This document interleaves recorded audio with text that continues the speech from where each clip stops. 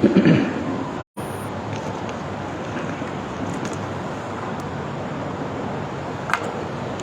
علیکم ورحمۃ اللہ وبرکاتہ۔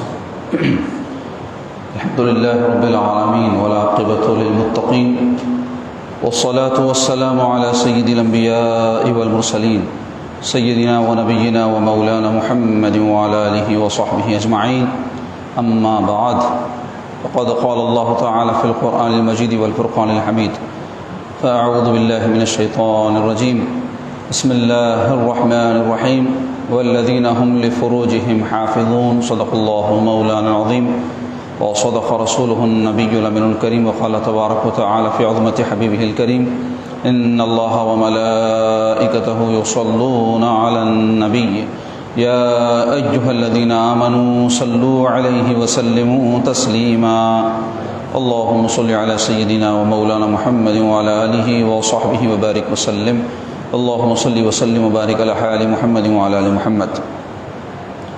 عزیزان گرامی، اللہ تبارک و تعالیٰ کے فضل و احسان سے جس دین کے ہم ماننے والے ہیں یعنی اسلام، وہ ایک ایسا دین ہے جو ہم کو ظاہر اور باطن ہر طرح کی پاکیزگی کی تعلیم دیتا ہے۔ جہاں ہمارے دین نے ظاہری پاکی کے لیے طہارت ظاہریہ کے احکام ہم کو بتائے، وضو کے ذریعے، غسل کے ذریعے جس سے ہم پاک ہوتے ہیں، تو وہیں اپنے باطن یعنی دل کو، اپنے نفس کو پاک کرنے کا بھی اپنی تعلیمات کے ذریعے اسلام نے ہمارے لیے انتظام فرمایا۔ تو ایک مسلمان کے لیے جیسے ظاہری پاکیزگی کے احکام سیکھنا ضروری ہے، ویسے ہی باطنی پاکیزگی کے احکام بھی سیکھنا ضروری ہے۔ اور باطنی پاکیزگی کے لیے جو چیز بنیاد ہے وہ ہے حیا۔ تو آج انشاءاللہ تعالی ہم حیا ہی کے حوالے سے آپ کے سامنے کچھ ضروری باتیں بیان کریں گے، چونکہ آپ دیکھ رہے ہیں کہ روز بروز ہمارے معاشرے میں بے حیائی عام ہوتی جا رہی ہے، جس کے نتیجے میں ہمارا معاشرہ تباہی اور بربادی کی طرف جا رہا ہے۔ دنیاوی نقصانات تو اٹھا ہی رہے ہیں، آخرت بھی برباد ہو رہی ہے۔ تو ایک مسلمان کے لیے حیا کے حوالے سے ضروری باتیں اس کو لازماً پتہ ہونی چاہیے۔ تو انشاءاللہ ایسی کچھ باتیں آج ہم کو بتائیں گے۔ تو جاننا چاہیے کہ یہ سب جو بے حیائی کا ماحول ہمارے معاشرے میں پیدا ہو رہا ہے، یہ اسلامی معاشرت نہیں ہے، اسلامی کلچر نہیں ہے، بلکہ یہ کلچر مسلمان مغرب سے لے رہے ہیں۔ مغرب یعنی یورپی جو ممالک ہیں، ان کی تہذیب یہی رہی ہے کہ وہ بے حیائی کو ہمیشہ فروغ دیتے رہے ہیں آزادی کے نام پر۔ آج دنیا میں ہر طرف دیکھیں آپ، انسانی آزادی کا نعرہ بلند کیا جا رہا ہے، اور ایسے قوانین آزادی کے نام پر بنائے جا رہے ہیں جو بے حیائی پر مبنی ہیں۔ مثلاً لواطت کو یعنی مرد سے مرد کے جنسی تعلق کو قانونی شکل دنیا میں بہت سے ممالک میں دے دی گئی ہے، اور اس کو کوئی برا نہیں سمجھا جا رہا ہے۔ ایسے ہی اگر کوئی مرد عورت بننا چاہے، عورت مرد بننا چاہے، جو کہ بے حیائی ہے، اس کو فروغ نہ صرف دیا جا رہا ہے بلکہ قانونی طور پر ان کو مدد دی جا رہی ہے۔ ایسے ہی ناجائز بچوں کو جو ہے گرانا، یا کسی بھی قسم سے کسی بچے کو حمل کو گرا دینا ایک انتہائی مذموم حرکت ہے، لیکن ایسے قوانین بعض ملکوں میں بنا دیے گئے ہیں جس میں عورتوں کو اجازت دے دی گئی ہے، ان کو اختیار دے دیا گیا ہے کہ وہ بچے گرا سکتی ہیں۔ تو اب کوئی اپنا جائز بچہ تو گرائے گا نہیں، کیونکہ انسان جائز بچہ جب پیدا کرتا ہے تو سوچ سمجھ کے پیدا کرتا ہے۔ ناجائز جو بچے پیدا ہوتے ہیں وہ ایسی حرکتوں کی وجہ سے ہوتے ہیں جو انسان نہیں چاہتے ہوئے یا چاہتے ہوئے اس سے ہو جاتی ہیں۔ تو ایسی صورت میں انسان اس کو گناہ کو چھپانا چاہتا ہے، اس داغ کو میٹنا چاہتا ہے، تو بچہ گرا دیتے ہیں، اسقاط کرا دیتے ہیں۔ تو ہمارے تو دین میں جو ہے کسی بھی طرح کا اسقاط جائز نہیں ہے، صرف بعض طبی صورتوں میں اجازت ہے کہ اگر ماں کو اس بات کا خطرہ ہو کہ بچہ پیدا کرنے میں اس کی جان جا سکتی ہے اور وہ ماہرین طے کریں، تب اس کو اجازت دی جاتی ہے۔ لیکن دوسری جو صورتیں ہمارے معاشرے میں آج کل عام ہو گئی ہیں، اس کی ہمارے دین میں ہرگز اجازت نہیں ہے۔ اس کے علاوہ اور بہت ساری باتیں ہیں جس کو قانونی شکل دی جا رہی ہے بے حیائی کے کاموں کو۔ تو یہ سب جو جراثیم ہیں یہ سارے یورپ سے آئے ہیں، اور یہ دھیرے دھیرے ہمارے ملک میں بھی عام ہو رہے ہیں، کہ ہمارا ملک تو کوئی اسلامی ملک نہیں ہے، لیکن مسلمان تو دنیا میں ہر جگہ ہیں، قانون کچھ بھی بن جائے، لیکن ہمارے دین میں جو بنیادی حیثیت حیا کو دی گئی ہے اس کو سمجھنے کی ضرورت ہے۔ حیا کا عام طور پہ ایک مفہوم یہ لیا جاتا ہے ستر کو چھپا لینا، یعنی کپڑے ایسے پہنے جس سے جسم ڈھک جائے اور وہ حصے جو ظاہر نہیں ہونا ہے ظاہر نہ ہو، اس کو حیا سمجھتے ہیں نا۔ مثلاً عورتیں اپنا جسم پورا ڈھانک لیں یا برقع پہن لے، یا مرد اپنا سطر چھپا لے، یہ بھی بے شک حیا ہے، لیکن صرف یہی حیا نہیں ہے، حیا کا ایک جز ہے۔ حیا اصل کہتے کس ہیں اس کو سمجھنے کی ضرورت ہے۔ حیا ایک وصف ہے، حیا ایک خصلت ہے، حیا ایک جوہر ہے، ایک ہیرا ہے جو اللہ نے انسان کے سینے میں رکھا ہے۔ انسان کے کہہ رہا ہوں، مسلمان کے نہیں۔ اللہ نے ہر انسان کے اندر حیا رکھی ہے، کیونکہ حیا جانوروں میں نہیں ہوتی۔ اس لیے دیکھیں جانور جہاں چاہے جفتی کرتے ہیں، یعنی جنسی تعلق قائم کرتے ہیں۔ ان کے پاس کیا شادیاں ہوتی ہیں جس کے ذریعے سے وہ جو ہے میاں بیوی کا تعلق جانوروں کا قائم ہو، انسانوں میں ہوتا ہے نا۔ یہ تو یہ سب کیوں ہے؟ حیا کے لیے، حیا کی وجہ سے ہے۔ تو حیا کا جو عنصر ہے، حیا کا جو وصف ہے، یہ وہ ہے کہ ہر طرح کے منکر باتوں سے بندہ اپنے کو روکے، یعنی ہر وہ کام جو فطرتاً انسان کو برا لگے اور شرعاً جس کی ممانعت ہے اس سے اپنے آپ کو روکنا حیا ہے۔ ایسا نہیں ہے کہ صرف جسم کو ڈھانک لے اور باقی چھپ چھپا کر کوئی برائی کرے، تو کیا اس کو حیادار کہیں گے؟ با حیا آدمی وہ ہوگا جو تنہائی میں بھی ہو تب بھی حیا اس کو اللہ کی نافرمانی سے مانے ہو، اللہ کی نافرمانی سے روکے، یہ ہے حیا۔ کیونکہ ہر جگہ تو کوئی نظر رکھنے والا آپ پر ہے نہیں، مجھ پر ہے نہیں، کوئی قانون بھی ایسا نہیں ہے کہ 24 گھنٹے آپ کے اوپر کوئی نگرانی کر سکے۔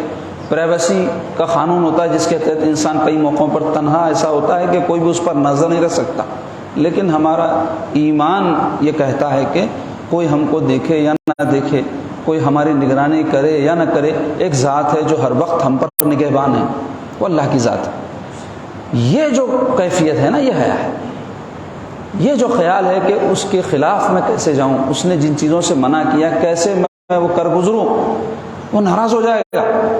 حالانکہ ہو سکتا ہے قانوناً آپ کو کوئی سزا نہ ملے اس کام پر، قانونی طور پہ شاید وہ چیز جرم نہ ہو، لیکن حیا کیا کرتی ہے؟ آپ کو اس برے کام سے روک دیتی ہے۔ آج آپ دیکھیں کہ مغربی ممالک کا کیا حال ہے۔ آزادی کے نام پر وہاں اتنی بے حیائی کو عام کیا گیا ہے، کیونکہ حیا ہی جو میں نے کہا ہے، میں نہیں کہہ رہا ہوں بلکہ قرآن جس کی تعلیمات کی روشنی میں بات آپ کے سامنے رکھ رہا ہوں کہ حیا ہی ایک ایسا وصف ہے جو انسان کو پابند بناتا ہے۔ انسان کو کسی چیز سے جو جھجک ہوتی ہے نا کہ یہ نہیں کرنا چاہیے، بس وہ جو جذبہ ہے نا وہ حیا ہے، وہ وہاں ختم کیا جا رہا ہے، اور یہ کہہ رہے ہیں کہ انسان آزاد ہونا چاہیے، جو چاہے کرے۔ تو اس کے لیے انہوں نے ایک طریقہ کار اختیار کیا ہے، بیسک فارمولا، کہ جس کے بغیر یہ چیز ممکن نہیں تھی کہ انسان کے اندر آزادی کا احساس پیدا کیا جائے۔ اور وہ کام کیا تھا؟ بے حیا کرو، بے شرم بناؤ۔ جب تک آدمی بے شرم نہیں ہوگا، بے حیا نہیں ہوگا، کوئی چیز اس کو کسی برے کام سے روکنے میں رکاوٹ نہیں بنے گی۔ آدمی جب بے شرم ہو جاتا ہے، جیسے ہم دیکھتے ہیں نا، کوئی بیوی جب بے ادبی سے شوہر سے بات کرتی ہے تو ہم کہتے ہیں بے ادب ہو گئے تم، تو یہ بے ادبی کیا ہے؟ بے شرمی ہے، غیرت ختم ہو گئی اس کی، اپنے شوہر کے مرتبے کو نہیں پہچان رہی۔ یا اولاد جب ماں باپ کے ساتھ بدتمیزی کرتی ہے، نافرمانی کرتی ہے، تو کہتے ہیں کیسے بے حیا بچے، کیسے بے ادب ہیں یہ، کہ یہ ماں باپ کی بات نہیں مان رہے ہیں۔ تو وہ ہو کیا رہا ہے اصل میں؟ جو ایک رتبے یا جو ایک تعلق کا لحاظ تھا نا، وہ ختم ہو گیا۔ وہ کیسے ہو رہا ہے؟ بے حیائی کی وجہ سے، بے شرمی کی وجہ سے۔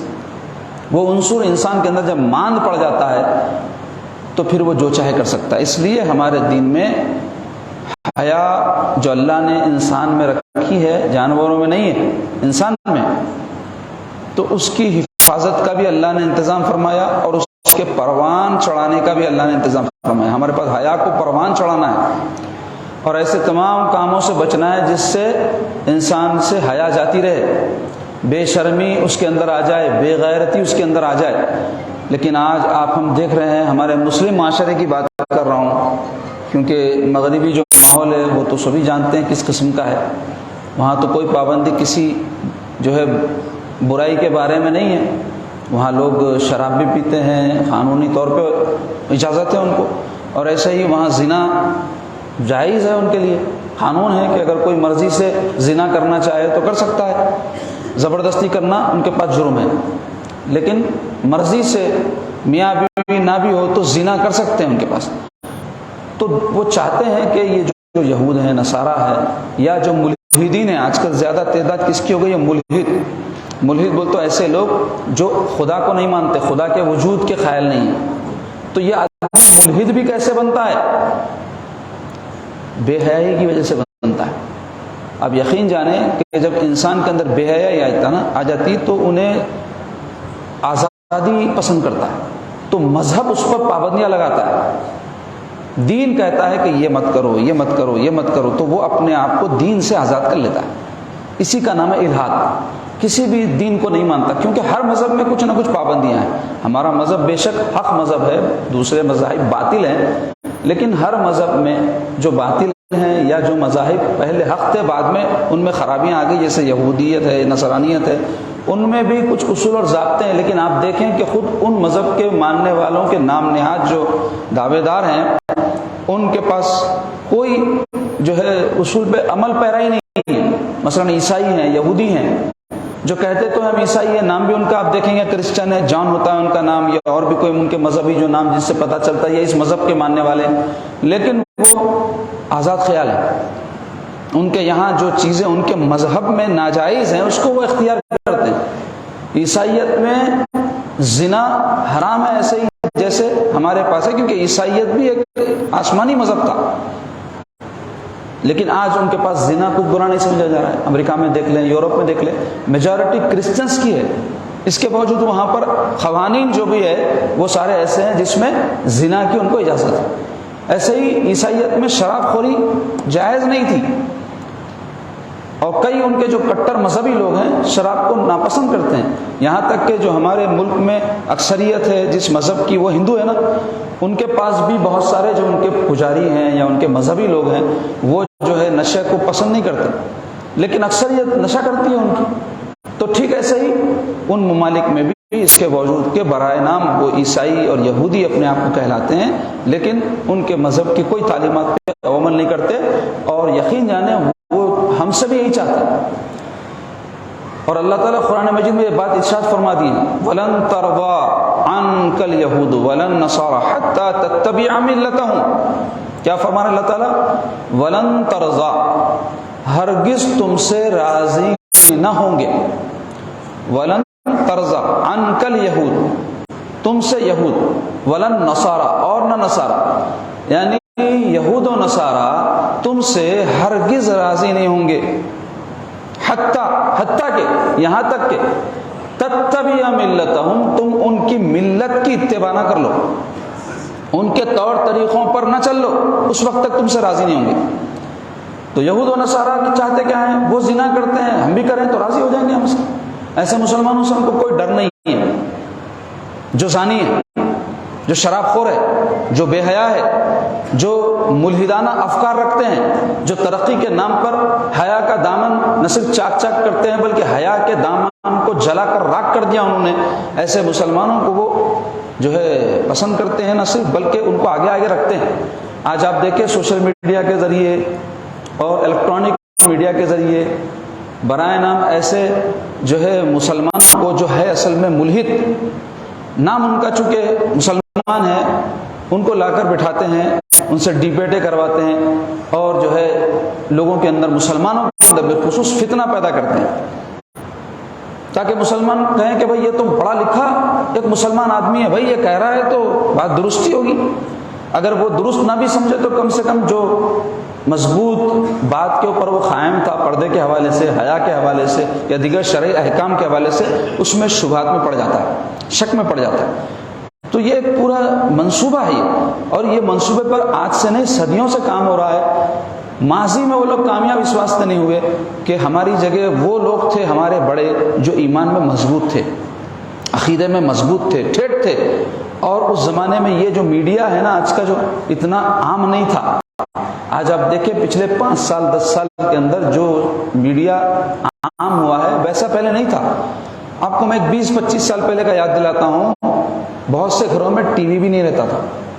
اب اس کے کیا اسباب تھے، کیا وجوہات تھے، وہ ہماری بحث نہیں ہے، لیکن بہت سے گھروں میں نہیں رہتا تھا ٹی وی۔ پھر اس کے بعد کیا ہوا، گھر گھر ٹیلی ویژن ہوا۔ اچھا پھر ٹیلی ویژن تھا بھی تو 2-4 چینل جو ہے اگر آتے تو بہت بڑی بات ہوتی تھی۔ یہ ہمارے ملک کا کوئی نیشنل چینل ہے، وہ چینل آتا تھا اور اس کو لوگ دیکھتے تھے، تو اس پہ حکومت کا چونکہ کنٹرول ہوتا تھا تو باہر کی بہت ساری چیزیں یہاں نہیں آ پاتی تھی۔ اس کے بعد جب جو ہے یہ چینل جو ہے اس کے ذریعے سے، کیبل کے ذریعے سے آنا شروع ہوئے تو سینکڑوں چینل آ گئے اور ہر گھر میں وہ چینل پہنچے۔ اس کے بعد سے ایک بے حیائی کا طوفان شروع ہوا۔ اب تو نوبت فونوں پہ جب پہنچی ہے تو میں ہمیشہ کہتا ہوں کہ ہر ایک کا شیطان اس کے ساتھ ساتھ ہے، یہ والا معاملہ ہے۔ کیا بچے، کیا بوڑھے، کیا عورتیں، کیا مرد، ہر کوئی اس کا عاشق اور دیوانہ بنا ہوا ہے۔ اور ایسے عاشق ہے جناب کہ کئی گھروں میں تو ماں باپ جو اپنے بچوں کو روکتے ہیں تو ماں باپ کے ساتھ دست درازی کر رہے ہیں بچے۔ شاید آپ کو پتہ نہیں ہے، دست درازی یعنی ہاتھ اٹھانے کی تو نوبت آئی۔ فون ماں باپ جب چھیننا چاہے تو ڈھکل دیا ماں باپ۔ اور کئی جو ہے ماں باپ کے ساتھ فونوں سے روکنے کی وجہ سے اتنی بدتمیزیاں کرتے ہیں کہ خون کے آنسو روتے ہوئے ماں باپ ہمارے پاس آتے ہیں۔ یہ سب کیا ہے؟ کیسے یہ چیز عام ہو رہی ہے، کیسے یہ لت ہم کو لگ رہی ہے، کبھی غور نہیں کر رہے لوگ، اور ایسے اس کے اندر ملوث اور مبتلا ہوتے جا رہے ہیں کہ جس کے نتیجے میں ہماری مسلم معاشرت تباہ ہو رہی ہے، صحتیں تباہ ہو رہی ہیں، پیسہ برباد ہو رہا ہے، تعلقات لوگوں سے خراب ہو رہے ہیں، اور کیا کچھ ہے سب کچھ جانتے ہیں لوگ، لیکن ایک کان سنے ایک کان اڑائے کا معاملہ ہو گیا ہے۔ کوئی اپنے آپ کو قابو نہیں کر رہا۔ آپ دیکھیں جو قوم یہ ایجاد کی ہے، مسلمان تو کوئی انٹرنیٹ نہیں نکالا، یہ بات طے ہے۔ جو بھی ایجاد کیے ہیں، جن ملکوں سے یہ چیز نکلی ہے وہاں آپ جا کر دیکھیں، ان کے پاس بھی تو انٹرنیٹ ہے، ان کے پاس بھی تو وہ سب ساری چیزیں ہیں جو آپ ہم دیکھ رہے ہیں، لیکن وہ ایسے دیوانے نہیں ہیں۔ ہمارے پاس کیا ہو گیا، نادیدوں کو ملیدہ ملا تو چاٹو یا باٹو بولتے ہیں، ویسا معاملہ ہو گیا، خود چاٹتے بھی بانٹتے بھی۔ اتنا عاشق ہو گئے فونوں کے، جو آتا دیکھتے، کیا ہے دیکھنا چاہیے نہیں دیکھنا چاہیے کچھ بھی نہیں معلوم، اور بانٹتے کیسا، شیئر کرتے، ثواب کا کام سمجھتے، وہ جو آیا آگے بھیجو۔ وہ خبر سچی ہے جھوٹی ہے، وہ ویڈیو کو جو ہے کچھ گڑبڑ تو نہیں کی گئی، وہ فوٹو کے اندر کچھ گڑبڑ کچھ بھی نہیں معلوم، ثواب ہے بھیجو۔ تو اس کے نتیجے میں کیا ہو رہا ہے، بے حیائی پھیل رہی ہے، یہ ایک سبب ہے۔ خیر اس کی تفصیل میں جاؤں گا تو یہ کہانی اتنی لمبی ہے کہ اس کو جو ہے بیان کرتے بیٹھے تو 2-4 جملے کم سے کم لگتے، لیکن میں جو موضوع پہ آپ سے گفتگو کرنا چاہتا ہوں اس کے حوالے سے کہ حیا کی کیا اہمیت ہمارے دین میں ہے، قرآن حدیث کے حوالے سے مختصر کچھ باتیں آپ کو بتاؤں گا۔ اس میں جو ہے پہلی بات تو یہ کہ حدیث شریف میں بکثرت احادیث ہیں جس میں حیا کی اہمیت اور بے حیائی کے بارے میں جو ہے ہمارے آقا علیہ الصلوۃ والسلام ہم کو بتلائے ہیں۔ ایک حدیث پاک مشہور ہے، بچوں کو بچپن میں یاد دلاتے، آج کل وہ بھی یاد نہیں دلا رہے۔ یہ اس واسطے چھوٹی چھوٹی حدیث کے ٹکڑے یاد دلا دیتے تھے تاکہ ذہن میں خیر کی کوئی بات رہی تو کبھی کلک ہو جاتی۔ اب بچوں کو جنوری فروری سنڈے منڈے سب یاد ہے۔ احادیث کے جو چھوٹے چھوٹے 40 احادیث کی کتابیں آتی تھی پہلے، ہر گھر میں رہتی تھی۔ جو عمر رسیدہ لوگ ہیں ان میں کئیوں کو 40 نہیں تو 10-20 تو بھی یاد ہوں گے۔ تو اس میں سے ایک مشہور حدیث شریف ہے، الحیاء شعبۃ من الایمان، یہ ٹکڑا ہے حدیث پاک جس کا ترجمہ ہے کہ حیا بھی ایمان کا ایک شعبہ ہے۔ کس کا شعبہ ہے؟ ایمان کا، عمل کا نہیں۔ کسی کا ایمان درست رہا تو عمل قبول ہوتا، یہ بات طے ہے۔ بے ایمان کا عمل قبول ہوتا، کافر ہے بے ایمان ہے نا، انہیں اس کا عمل قبول ہوتا، اس کا کوئی صدقہ کوئی خیرات کوئی نیک کام قبول نہیں کریں گے اللہ، کیونکہ اللہ کوئی نہیں مان رہا۔ تو سرکار کیا فرما رہے، غور کرو آپ، حیا نیک اعمال کا شعبہ نہیں ہے، حیا ایمان کا شعبہ ہے۔ غور کرنے کی بات، مطلب کیا ہے؟ مطلب یہ ہے کہ ایمان میں حیا بھی داخل ہے، جیسے ایمان میں اللہ کو ایک ماننا داخل ہے نا، رسول اللہ صلی اللہ علیہ وسلم کو نبی و رسول ماننا داخل ہے، تو ایسے ہی حیا بھی ایمان میں داخل ہے. اتنی اہمیت ہے حیا کی، یہ بتانا چاہتے ہیں رسول اللہ صلی اللہ علیہ وسلم. اس کے علاوہ اور ایک حدیث پاک کا مفہوم ہے، جس چیز میں حیا ہوتی ہے اس کو وہ مزین کر دیتی ہے، آراستہ کر دیتی ہے، بیوٹیفل بنا دیتی ہے. مزین کر دینا، خوبصورت بنا دینا. اور جس چیز میں بے حیائی ہوتی ہے حضور فرماتے ہیں اس کو خراب کر دیتی ہے. تو اس سے بھی آپ اندازہ لگائیے کہ کوئی عمل انسان سے جب سرزد ہوتا ہے تو اس کے اندر خوبی کیسے پیدا ہو سکتی ہے. اس میں ایک ریسٹرکشن ہو، کوئی پابندی اگر کسی چیز میں نہیں ہوتی، آزاد خیالی ہوتی ہے، یا آزاد انسان جو ہے جب کوئی عمل کرتا ہے تو اس کے اندر کچھ نہ کچھ نقص اور عیب اور خرابی ہوتی ہے. اور اس کے اندر کوئی حیا کے عنصر کے ساتھ وہ عمل ہوتا ہے تو وہ عمل خوبصورت بنا دیتا ہے. اس جو ہے حیا کے عنصر کی وجہ سے وہ عمل خوبصورت ہو جاتا ہے. اسی طرح حضور پاک صلی اللہ علیہ وسلم فرماتے ہیں، ایک مرتبہ ایک انصاری صحابی کو حضور دیکھے اپنے بھائی کو وہ نصیحت کر رہے تھے. کیا نصیحت کر رہے تھے؟ ارے جب دیکھو میاں تم بہت حیا کرتے رہتے، بولے شرم کرتے رہتے، بولے ایسا نہیں کرنا، شرم زیادہ، ایسا کچھ بول رہے تھے. میں اپنے انداز میں آپ کو سمجھا رہا ہوں. تو سرکار پاک صلی اللہ علیہ وسلم دیکھے تو صحابی کو فرمائے، وہ جو اپنے بھائی کو سمجھا رہے تھے ان کو فرمائے چھوڑ دو اس کو، اس واسطے کہ اگر وہ شرم کرتا ہے تو شرم حیا میں داخل ہے. فرمائے سرکار یہ ایمان میں داخل ہے، حیا کرنا ایمان میں داخل ہے. فرمائے سرکار پاک صلی اللہ علیہ وسلم. یعنی اگر کوئی بہت زیادہ شرم کرنے والا ہو تو کوئی بری بات نہیں ہے. لوگ بہت زیادہ شرم کرنے والوں کو بولتے ارے بہت شرمیلے ہوئے، بہت شرمیلے. بہت محفوظ ہے انہیں، بہت اچھا ہے انہیں، کیونکہ جتنی بے شرمی آئے گی انسان میں بے غیرتی آئے گی، ڈھٹائی آئے گی. ڈھٹائی اچھی چیز نہیں ہے. شرم انسان کو کئی برائیوں سے روک دیتی ہے، حیا کئی برائیوں سے روک دیتی ہے. اسی طرح جو ہے سرکار پاک صلی اللہ علیہ وسلم فرماتے ہیں جو پہلے انبیاء گزر گئے، حضور فرماتے ہیں پہلے جو انبیاء گزر گئے ان کی تعلیمات میں سے ایک اہم بات کیا ہے کہ اذا لم تستحی فاصنع ما شئت. حدیث پاک ہے. اس کا ترجمہ کیا ہے؟ اذا لم تستحی، جب تو حیا نہ کرے، یعنی حیا چھوڑ دے، بے حیا ہو جائے. اذا لم تستحی فاصنع ما شئت، اب جو چاہے کر لے. یعنی اب جو چاہے کرتا ہے نا جو انسان، وہ بے حیا ہوتا ہے، اور جو بے حیا ہوتا ہے بے ایمان ہوتا ہے. سیدھی سیدھی بات ہے. الحیا من الایمان، حیا جڑی ہوئی ہے ایمان سے. تو پہلے حیا چھوڑ دے. تو اب یہ ساری دنیا میں آپ دیکھیں آزادی کے نام پہ کیا چھوڑا جا رہا ہے؟ حیا چھوڑی جا رہی ہے. بے حیا بن کر ہی آدمی کچھ بھی کر سکتا ہے. حیا دار آدمی جو چاہے نہیں کرتا. کچھ بھی کرنے سے پہلے سوچتا ہے کہ یہ کام درست ہے کہ نہیں، یہ کام کرنا چاہیے کہ نہیں، اس کے بارے میں اللہ رسول کا حکم کیا ہے. اور پھر خود اس کی فطرت میں اللہ نے انسان کی یہ بات رکھی ہے، کوئی مذہب کا ہو وہ بے حیائی پسند نہیں کرتا. کیسے؟ کیا غیر مسلموں کے اندر، بے غیرتوں کی بات نہیں کر رہا ہوں، ہندو خود ہمارے یہاں جو مذہبی ہندو ہیں ان کے پاس دیکھیں یہ ویلنٹائن ڈے وغیرہ جب مناتے ہیں تو کٹر قسم کے جو ہندو ہیں وہ احتجاج کرتے اور جو ہے مزاحمت کرتے. بلکہ کئی مقامات پر مہاراشٹرا وغیرہ میں تو خبریں ایسی اخباروں میں آتی ہیں کہ وہاں اس قسم کے جو حرکات کیے جاتے ہیں. ویلنٹائن ڈے کیا ہے؟ ایک بے حیائی کا دن ہے. بغیر شرعی تعلق کے مرد عورت جو چاہے کرے، اس کا عنوان ہے ویلنٹائن ڈے کا. تو یہ جو یوم عاشقاں جس کو کہتے ہیں، عشق و محبت اللہ رسول سے کی جاتی ہے، اور جائز محبت جائز رشتوں سے کی جاتی ہے. اپنی بیوی سے بندہ محبت کرے ثواب ہوگا اس کو. اپنی بیوی سے چاہت کا اظہار کرے اس کو اجر ملے گا، کیونکہ زنا سے بچ رہا ہے، حرام کاری سے بچ رہا ہے. اور کوئی غیر عورت کو دیکھے بھی تو ہمارے دین میں گناہ ہے. بری نیت کے ساتھ اگر کسی نے کوئی غیر عورت کو دیکھا گناہ ہے. تو یہ جو ویلنٹائن ڈے وغیرہ ہوتا ہے وہ لوگ اس کی مخالفت کرتے. کیوں بھائی؟ اس واسطے کہ ان کے مذہب میں شاید کوئی اصول تو نہ ہو اس کے، لیکن برا جان رہے ہیں نا اس کو. کیوں؟ حیا کی وجہ سے. ایسے ہی کوئی غیر مسلم اگر آپ ان کی بہن بیٹیوں کے ساتھ رابطہ رکھیں تو وہ آپ کو ویلکم کرتا ہے کیا؟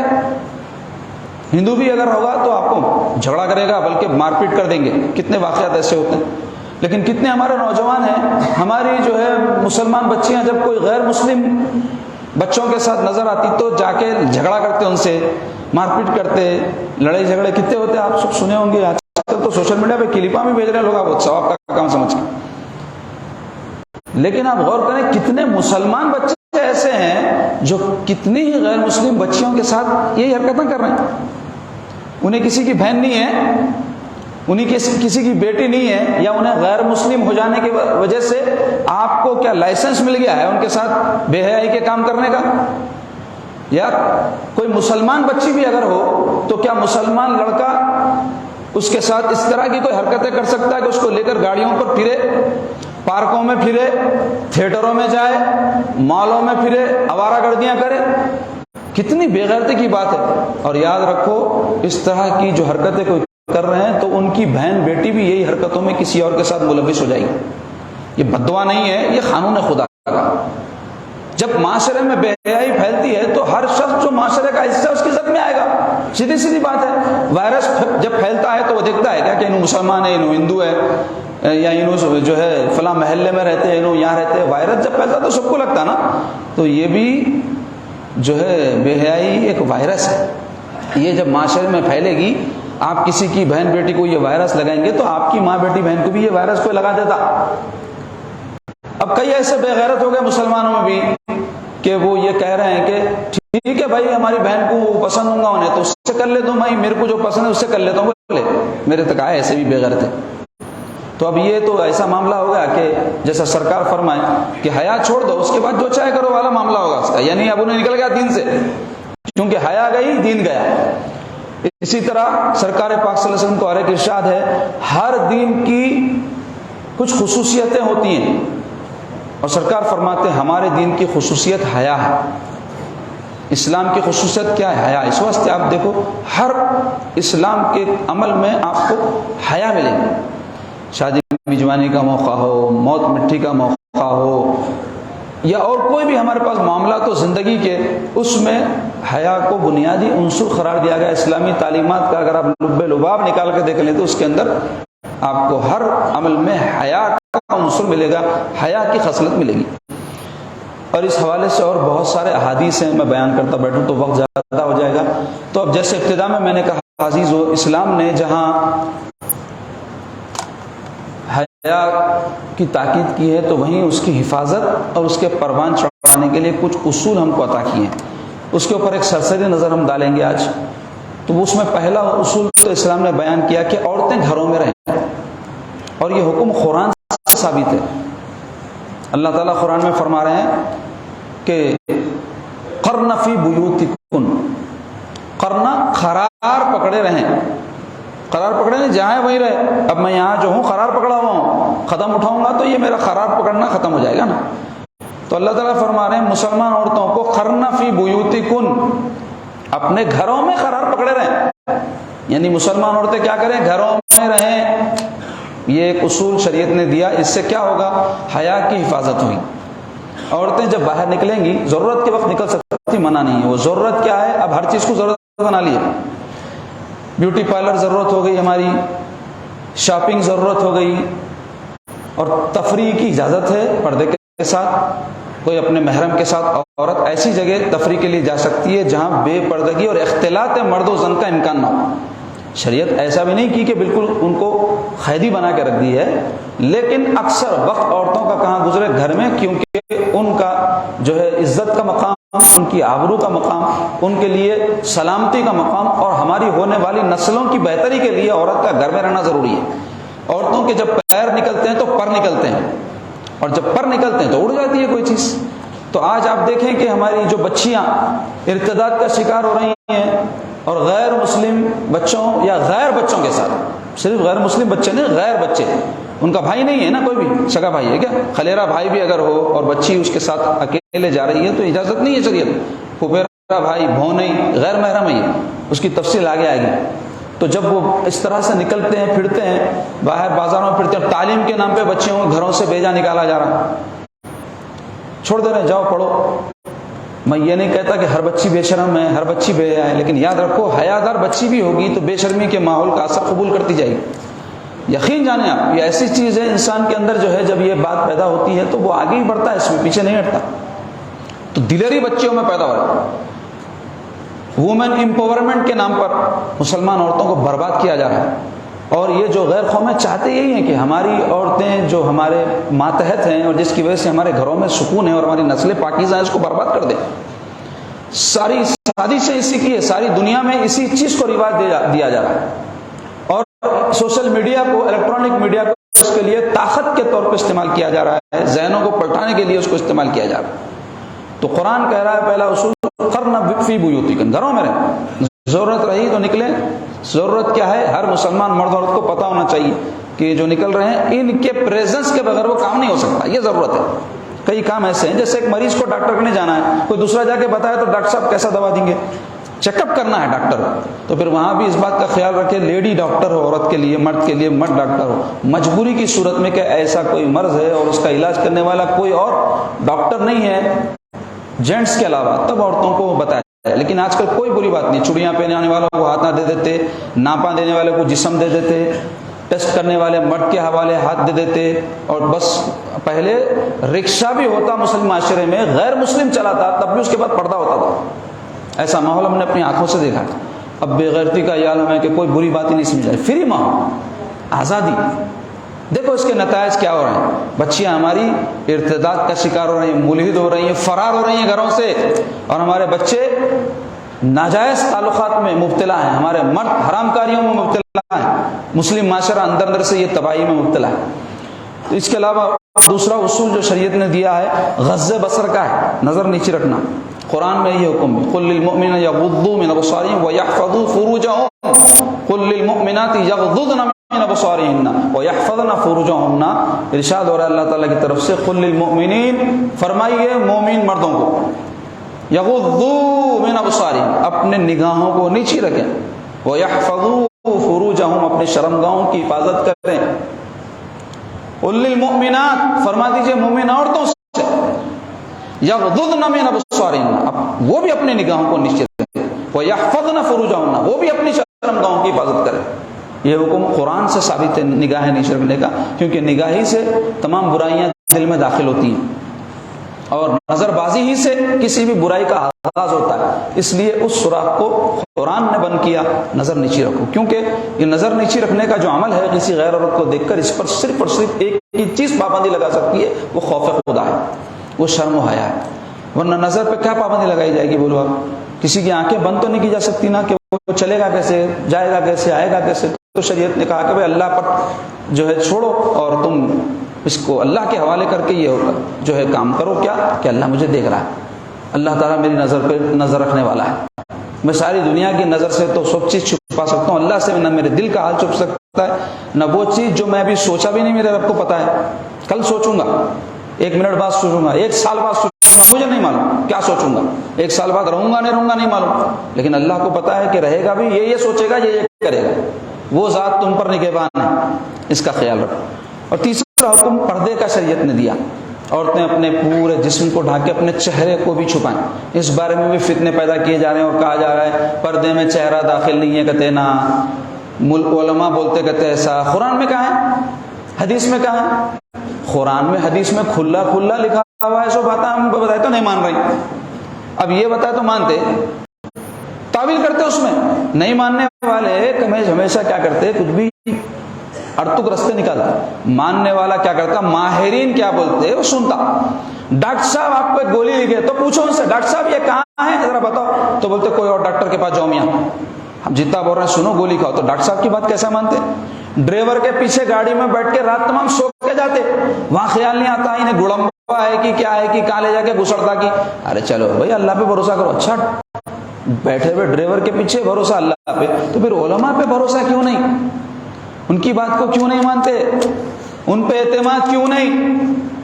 اس واسطے کہ علماء کے بارے میں، مشائخ کے بارے میں، صالحین کے بارے میں لوگوں میں بدگمانیاں پیدا کی جا رہی ہیں، یہ بھی ایک مشن ہے۔ وہ مول صاحب ایسے ہے، وہ حافظ صاحب ایسے ہے، کہاں لگا ہے، ایسی شو گئے مول صاحب، حافظ ایسی رہتے، مؤذن ایسی رہتی ہے، مولویاں ایسی رہتے، یہ چل رہا نہیں چل رہا؟ یہ کیوں چل رہا؟ تاکہ علماء سے دور ہو گئے تو آسانی سے کسی کو بھی کیپچر کر لے سکتے، ان کے زیر سایہ، ان کے ماتحت رہے، تو کچھ بھی ہوا تو جا کے ان سے پوچھے تو انہیں سمجھاتے، ان کچھ انہیں غلط سمجھ لیا، ان پہ بدگمان ہو گیا، اب جاتا نہیں پوچھتا نہیں، تو اپن جو سمجھائے وہی سمجھتا۔ عورتوں کو خاص طور پہ یہی مشن پہ لگایا گیا ہے، کیا ان کا ذہن خراب کرو. مولوی ہمارے دشمن ہیں, مردوں کے فیور کرنے والے. مرداں طلاق بھی دیے تو ان کا چھاخے بولتے, 4 شادیاں کر سکتے تو کر سکتے بولتے, ہماری سپورٹ نہیں کرتے مولویاں. عورتوں کو بھی یہ ذہن میں بٹھایا, مردوں کو یہ بٹھایا جا رہا مولویاں صحیح نہیں ہے, متقی نہیں رہتے, سب دکھاوا رہتا. آؤ بھائی, اللہ کا ان کا معاملہ ہے, نہیں رہتے متقی, جان دو اللہ کو جواب دے لیں گے, لیکن تم کو جو ضرورت ہے ان سے پوری کر لو نا. ڈاکٹر صاحب کے پاس گئے تو متقی ہے بول کے دیکھ کے جاتے کیا؟ نہیں جاتے نا. ڈرائیور کے پیچھے بیٹھے تو گڑمبا ہے کیا دیکھتے کیا؟ سو جاتے نا مزے سے, صبح تک بس میں بیٹھتے, لے جا کے کہیں گھسڑ بھی سکتا, منزل تک پہنچا جائے تو خوش ہو جاتے. تو سمجھنے کی بات ہے, ماہرین جو رہتے ہر چیز کے ان کی بات ماننا. تو پردے کے حوالے سے بھی ماہرین بولے منہ چھپاؤ, جسم ڈھانکو, پردے میں تمہارے لیے سلامتی ہے. اس کے فضائل بیان کر تو بہت وقت ہو جائے گا. چوتھی بات کیا ہے؟ ممانعت ہے ہمارے دین میں مکس کیا جائے ان کی حیا کی حفاظت کے لیے. اختلاط مرد و زن کی ممانعت ہے. ایک جگہ مرد عورت جمانے ہونا, پردے کے ساتھ اگر ہوئے بھی تو ان کے اندر ایک کچھ نہ کچھ ایسی آڑ رہنا کہ فری ماحول نہیں رہنا. یہ حکم اس واسطے دیے. حضور فرمائے ایک مرد اور عورت تنہا نہیں ہوتے, تیسرا ان کے بیچ میں شیطان ہوتا ہے, بلکہ آیا حدیث ہے. تو آج کتنے مسلمان بچیاں ہیں جا کے دفتروں میں کام کر رہے ہیں مردوں کے مجمع میں, اور کئی ان کے حامی ہیں, بولتے کیا بری بات ہے بھائی, کیا کریں گے, انہیں گھر میں بیٹھی ہوئی رہیں گے کیا, قید کر کے رکھتے کیا, بے غیرت ہو گئے. اور ایسے مردوں کو کہتے ہیں دیوس. حدیث میں آیا دیوس کس کو بولتے ہیں؟ بے غیرت مرد جو اپنے ماں بہن بیٹیوں کو دیکھے کہ وہ بے حیائی کر رہی ہیں, بے پردگی کر رہی ہیں, اور ان کو روکے نہیں. اب روکنے میں 2 طرح سے ہوتا ہے, نرمی سے سمجھا کے محبت سے روکنا, وہ تو ہمارے پاس ماحول ہی نہیں ہے, یا پھر روکے تو کیا کرتے ہیں, جہالت پہ اتر جاتے. صحیح طریقہ ہے بچوں بچیوں کی بچپن سے تربیت ہی ایسی ہونا کہ حیا کے ماحول میں ہونا ان کو, تو ان کو قبول کرنے آسانی رہتی. زمین نرم رہی تو بیج ڈالیں گے نا جی, پتھر کے اوپر بیج ڈالے بھی تو پیڑ اگتا گیا. تو بچپن سے ان کو بے غیرت بنا کے بڑا کر رہے ہیں, اب ان کو غیرت مند بنو بول رہے ہیں, تو کہاں سے بنتے؟ تو بچپن سے زمین نرم کرنا, حیادار بنانا ماؤں کا کام ہے. بچیوں کو بچپن سے کپڑے ایسے پہنانا جو حیا والے ہیں, ان کو بچپن سے محرم نامحرم کا فرق سمجھانا. اماں نہیں سمجھاتے, جس کی وجہ سے بڑے ہوئے بعد میں بولتے اس سے نہیں ملنا, بولتے نہیں, تو بچپن سے خالے بھائی سے ملی میں, پھوپھیرے بھائی سے ملی, ان کی گاڑی پہ گئی, بھونے کے ساتھ بیٹھ کے گئی, اب امی بورے نکو, ابا بورے نکو, تو ابا دشمن, بھائی دشمن. تو ان کو بچپن سے سمجھانا. خالی یہ برقعوں کے ڈوپے ڈال دینے سے کچھ بھی نہیں ہوتا. ذہن سازی ہونا بچے بچیوں کی, حیا کیا چیز ہے, حدود کیا ہے, اس سے فائدے کیا ہیں, ماحول دینا. گھروں میں ماحول نہیں ہے, ٹی وی پہ تم دن تمام ننگے فلمیں دکھا رہے ہیں, اب اس کو بول رہے ہیں پردہ کر, بول دو, اس کی نظر میں پردہ نہیں ہے, اب اندر ہی جو اس کے بے غیرتی آ گئی, اب تم بول رہے ہیں پردہ کرو. تو کتنی ڈپلیکیٹ بات نہیں ہے یہ. آپ غیر مردوں کو نہیں دکھا رہے ہیں فلموں کے اندر, سیریلوں کے اندر. آپ کے ابا بنائے سیریل, انہوں نے آتے خالی بھائی آئے آپ کے سگے سیریل میں, سب غیر مردہ, لفنگے, لچے, آوارہ, شرابی, زانی. سیریلیں بنانے والے کیا نمازیاں رہتے, عورتیں اس کے اندر جو آتی سو کون رہتی, کیا اپنے زمانے کی نیک خاتون رہتی, وہ آوارہ عورتیں رہتی, بے حیا عورتیں رہتی. ان کو ماڈل بنا رہے ہیں ہماری بچیاں اور ہمارے بچے ایکٹروں کو. میں اس سے پہلے بھی بولا, پروموشن کر رہے ہیں ان کے فلم کے, ٹکٹاں خرید کے بانٹ رہے ہیں ثواب ہے بول کے. استغفر اللہ, لعنت ہے مسلمانوں کی زندگیوں پر. ایسے کس کو پروموٹ کر رہے ہیں تم؟ حضرت سیدنا عمر فاروق, حضرت ابوبکر صدیق تمہارے آئیڈیل, امام حسن و حسین تمہارے آئیڈیل ہے. ان کو اگر آئیڈیل نہیں بنا رہے, دنیا آخرت دونوں برباد. تو مختصر یہ کہ اختلاط تو مرد و زن سے منع کیا گیا. اور 5ویں چیز محرم غیر محرم کا فرق ہمارے پاس بتایا گیا.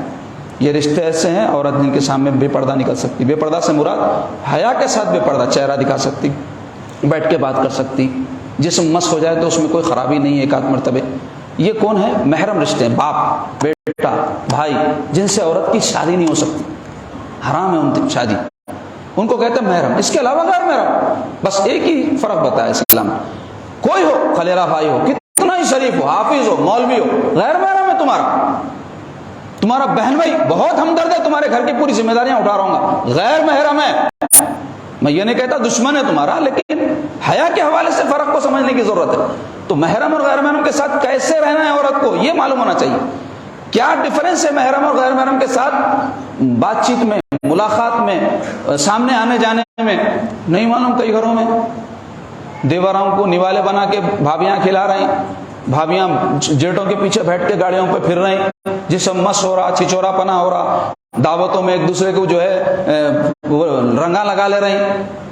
استغفر اللہ، معلوم ہی نہیں ہے، کیوں؟ ماحول ہی نہیں ہے، تعلیم ہی نہیں ہے۔ میری باتیں خود سن کے کہہ جاؤں گا عجیب دکھ رہا ہوں گا، مول صاحب کو کیا ہو گیا آج بول کے، لیکن آپ جاؤ معلوم کرو، کسی اور سے معلوم کرو اگر میری بات پہ اعتماد نہیں ہے تو، کہ محرم غیر محرم کا فرق کیا ہوتا ہے۔ بغیر محرم کی عورت سفر نہیں کر سکتی، نہیں معلوم کتنی بچیاں ہیں دبئی میں جا کے ہماری بچی کما رہی بھیج رہی، نیا گھر لیے، گاڑی آ گئی، بچی کی شادی ہو گئی، کیا بولتے ہو بچی کما کے بھیج رہی، کس کے ساتھ رہ رہی ماں؟ تو میں ایک خاتون کو بولا کہ بھائی محرم کون ہے ان کے ساتھ، تو میں لگا صاحب کیا پوچھوں گے، محرم بولتے پہلے تو میرے کو، تو میں بولا محرم بول تو ایسا رشتہ دار جس سے بچی کی شادی ہو سکتی، کون ہے ان کے ساتھ؟ تو نے ان کی خالہ ہے، کہتے خالہ محرم ہوتی، خالہ کو خود محرم کی ضرورت ہے، انہیں خود عورت ہے، عورت کا محرم مرد ہوتا، اتنا تک نہیں معلوم، یہ بے غیرتی ہے۔ کتنے ایسے معاملے، پڑھنے کو جا رہے ہیں بچیاں، لندن کو بھیج رہے ہیں، فلاں جگہ جا رہے ہیں، وہاں جا رہے ہیں، کون ہے ساتھ؟ یاروں کے ساتھ ہے، برا لفظ بولوں میں، رہ رہے ہیں وہاں جا کے۔ کتنے یہاں پہ ملازمتیں کر رہی مسلمان بچیاں دوسرے شہروں سے آ کے، کس کے ساتھ رہ رہی؟ ایک ہاسٹل میں ایک کمرے میں بچیاں ساتھ رہ رہے ہیں، یہ ماحول ہے۔ آج آؤ آپ چار مینار کے پاس صبح دیکھو کتنے مسلمان بچیاں ہیں، بچوں کے ساتھ آ کے تصویر کشیاں کر کے، چایاں بسکٹاں پی کے، کھانے کھا کے جا رہے ہیں۔ تو یہ سب کیا ہے بولو آپ؟ تباہی، عذاب نہیں آیا اللہ کا؟ جو قوم میں بے حیائی ہوتی عذاب ہوتا، اب عذاب بولتا ہے سمجھ رہا پتھر گرنا آسمان سے، اب زلزلے تو آ ہی گئے، یہ عبرت کے واسطے رہتے، لیکن بے غیرتوں کو کچھ بھی فرق نہیں پڑتا، ہلاک معصوم لوگ ہوئے ہوں گے مانتوں میں، مگر مسلمان ہر چیز سے عبرت حاصل کرتا، اور جو عبرت حاصل نہیں کرتا اس کی زندگی بیکار ہے۔ ایک ذمہ دار انسان کی زندگی ہوتے ہی ہے نصیحت اور عبرت کے تحت چلتے رہتا ہوں، ہر چیز سے نصیحت کی نگاہ سے دیکھتا ہے۔ تو جانور میں ہمیں فرق کیا ہے؟ جانور بھی چارے کو چارہ بول کے دیکھ رہا، بکری بکرے کو دیکھ رہی، بکرا بکری کو دیکھ رہا، انسان بھی ایسی چیز ہے، فرق نہیں ہے سمجھنے میں کہ یہ فائدہ ہے، نقصان ہے، اچھا ہے، برا ہے، اس کچھ انسان بولتا ہے۔ اس کے علاوہ آخری بات یہ ہے کہ زنا کی سخت سزا ہمارے دین میں کئی کو رکھے، بے حیائی نہیں عام ہونا بول کے، شادی شدہ کوئی زانی ہے تو قتل کر دو بولے، پتھر مار کے، اور غیر شادی شدہ ہے تو 100 کوڑے مارنے کا حکم ہے، ایک کوڑا پڑا تو 8 دن تک زخم نہیں سکتا، 100 مارو بولے۔ تو یہ کیوں ہے اتنی سخت سزا؟ تاکہ زنا نہیں ہونا۔ زنا کیا ہے؟ بے حیائی کی انتہا کا نام ہے، تو اس واسطے سزا۔ یہ اصول ہے ہمارے دین میں، جو لگتے تو سخت ہے ان کے لیے جو بے حیا ہے۔ باحیا آدمی کو کیا پریشانی ہے بھائی؟ کوئی آدمی قانون پہ عمل کرنے والا ہے، اس کو کوئی فکر نہیں ہے۔ یہ نہیں کرنے والوں کو بڑا خطرناک دکھتا، کیونکہ ان کو یہ دکھتا کہ بھائی میں کرا تو کیا ہو جائیں گے میرے ساتھ، ارے تم کرنے نہیں چاہ رہے تو پریشان کہیں کو رہے ہیں۔ تو عزیزو، حیا کی بڑی ہمارے دین میں اہمیت ہے، اور یہ جو اصول ہمارے دین نے حیا کے حوالے سے دیے ہیں، اس کو جاننا، سیکھنا اور اس پر عمل کرنا ایک مسلمان کے لیے ضروری ہے، کہ حیا ایمان کا حصہ ہے، اور حضور فرمائے کہ جہاں حیا ہوتی ہے وہاں ایمان ہوتا ہے، اور جہاں حیا نہیں ہوتی وہاں بے ایمانی ہوتی ہے۔ سیدھی بات، آدمی کا ایمان رخصت ہو جاتا ہے۔ اللہ تعالیٰ ہم سب کو نیک توفیق عطا فرمائے، ہم کو اللہ تعالیٰ باحیا بنائے، بے حیائی سے ہم کو بچائے، بے شرمی سے بچائے، بے غیرتی سے بچائے۔ اے اللہ ہم کو نیک اور دیندار بنائیے، اے اللہ ہمارے مسلم معاشرے کو پاکیزہ اور ستھرا بنائیے، بے حیائی کے تمام معاملات سے اس کو پاک کر دیجیے، اور جو ہمارے مسلمان بھائی اور بہن برائی کے راستے پر ان کو نیک توفیق عطا فرمائیے۔ آپ ہی ہدایت دینے والے ہیں، آپ ہی راہ راست پہ لانے والے ہیں، ہم سب کو نیک توفیق عطا فرمائیے۔ اور اے اللہ ہمارے سلسلے سے وابستہ حضرت شریف قیصر صاحب جن کا حال میں انتقال ہوا ہے، ان کی مغفرت فرمائیے، ان کے درجات کو بلندی عطا فرمائیے، ان کے گھر والوں کو صبر جمیل عطا فرمائیے۔ وصلی اللہ تعالی علی سیدنا محمد وآلہ وصحبہ اجمعین برحمتک یا ارحم الراحمین والحمد للہ رب العالمین۔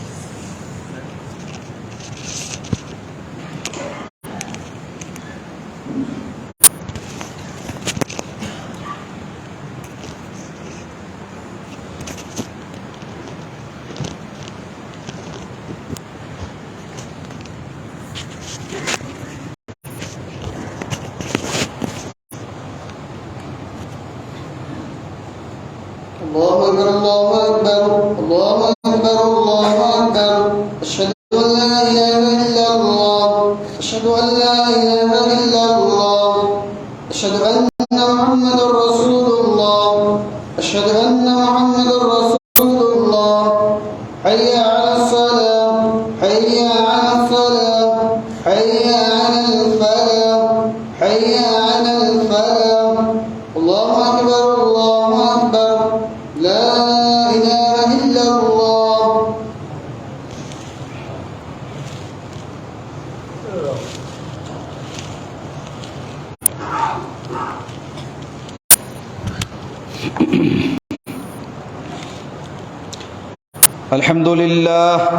الحمد لله على ما نعم، الذي أوجد الأشياء من العدم وعلم الإنسان ما لم يعلم، ونشهد أن لا إله إلا الله وحده لا شريك له الأعز الأكرم، ونشهد أن سيدنا ومولانا محمدا عبده ورسوله سيد العرب والعجم، صلى الله تعالى عليه وعلى آله وصحبه وبارك وسلم. أيها المؤمنون الحاضرون، أوصيكم بتقوى الله الذي أسبغ عليكم النعماء وصرف عنكم الآلام والأدواء ومن عليكم بالإيمان وجعلكم من أمة سيد الرسل وخاتم الأنبياء، فتوجهوا إليه بآداء أوامره وطاعته، واجتنبوا عن موجبات سخطه، وتشمروا لابتغاء مرضاته، وتفكروا في خلق الله تعالى في ملكوت أرضه وسماواته، واشتغلوا بذكر الله وتلاوة القرآن، وتدبروا في آياته، فإن تلاوة القرآن جلاء القلوب ومحاء الذنوب ومقرب العباد إلى علام الغيوب. قال رسول الله صلى الله عليه وسلم: إن هذه القلوب تصدأ كما يصدأ الحديد. قالوا: وما جلاؤها يا رسول الله؟ قال: تلاوة القرآن والبكاء من خشية الله تعالى. وقال صلى الله عليه وسلم: ما تقرب عبد إلى الله بأفضل مما خرج منه. صدق رسول الله صلى الله عليه وسلم: إن أحسن الكلام وأبلغ النظام كلام الله الملك العزيز العلام، قوله حق وكلامه الصدق، وإذا قرئ القرآن فاستمعوا له وأنصتوا لعلكم ترحمون. أعوذ بالله من الشيطان الرجيم. وننزل من القرآن ما هو شفاء ورحمة للمؤمنين ولا يزيد الظالمين إلا خسارا. بارك الله لنا ولكم في القرآن العظيم، ونفعنا وإياكم بالآيات والذكر الحكيم. إنه تعالى جواد كريم ملك قديم بر الرب الرؤوف الرحيم.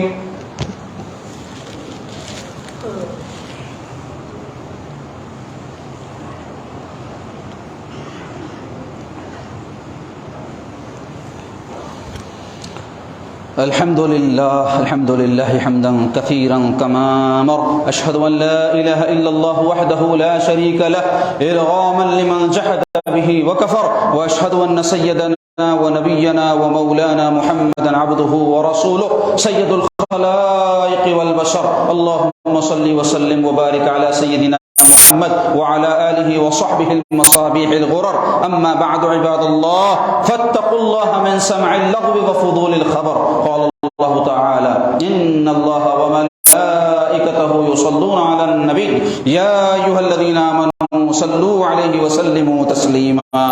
اللهم صل على سيدنا محمد بعدد من صلى وصام، وصل على سيدنا محمد بعدد من قعد وقام، وصل عليه على جميع الأنبياء والمرسلين والملائكة المقربين وعلى عباد الله الصالحين، خصوصا منهم على خير البشر بعد الأنبياء بالتحقيق أمير المؤمنين سيدنا أبي بكر الصديق رضي الله تعالى عنه، وعلى الزاهد الأواب أمير المؤمنين سيدنا عمر بن الخطاب رضي الله تعالى عنه، وعلى جامع القرآن أمير المؤمنين سيدنا عثمان بن عفان رضي الله تعالى عنه، وعلى أسد الله الغالب أمير المؤمنين سيدنا علي بن أبي طالب كرم الله وجهه ورضي الله تعالى عنه، وعلى ولده السعيدين الشهيدين أبي محمد الحسن وأبي عبد الله الحسين رضي الله تعالى عنهما، وعلى أمهما سيدتنا فاطمة الزهراء رضي الله تعالى عنها، وعلى عمه المعظمين عند الله والناس أبي عمارة حمزة وأبي الفضل العباس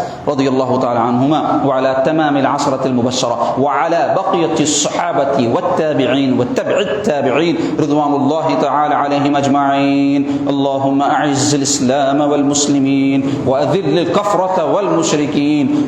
اللهم اصلح أمة محمد صلى الله عليه وسلم اللهم اغفر لأمة محمد صلى الله عليه وسلم اللهم ارحم أمة محمد صلى الله عليه وسلم اللهم اغفر للمؤمنين والمؤمنات والمسلمين والمسلمات الأحياء منهم والأموات إنك سميع قريب مجيب الدعوات عباد الله إن الله يأمر بالعدل والإحسان وإيتاء ذي القربى وينهى عن الفحشاء والمنكر والبغي يعظكم لعلكم تذكرون واذكروا الله يذكركم وادعوه يستجب لكم ولذكر الله تعالى أعلى وأولى وأعز وأجل وأهم